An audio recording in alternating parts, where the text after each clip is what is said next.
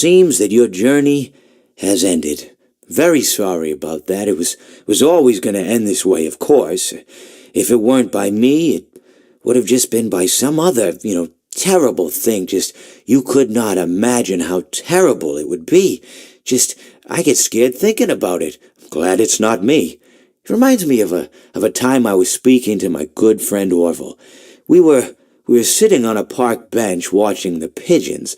I was on the left, he was on the... Oh, wait, was I on the right or left? Anyways, it doesn't matter. We were sitting on there watching the pigeons. And I said to Orville, "Friend, those birds are frozen." And he kind of looked at me like I'd lost my mind. But I reminded him that it was winter, and often birds will sit in a tree until they freeze.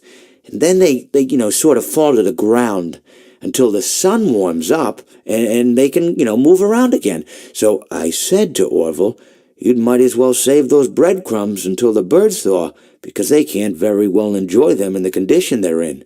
To which he asked what I meant, and asking what condition the crumbs should be in before he threw them to the birds, assuming that I meant the birds couldn't enjoy the breadcrumbs in the condition that the crumbs were in, when in fact I had meant the birds could not enjoy them in the condition that the birds were in, considering that the birds were frozen. So he took a moment and then threw his last handful onto the ground. I said to him, "Orville, why did you throw the breadcrumbs to the birds when I just told you they're frozen?" To which he responded, "The breadcrumbs are not frozen." Again, misunderstanding my words. I didn't mean to say that the breadcrumbs were frozen when I said I told you they're frozen. I'd been referring to the birds. In hindsight, what I should have said was, and this would make perfect sense, "Why did you throw the breadcrumbs to the birds when the birds are frozen?"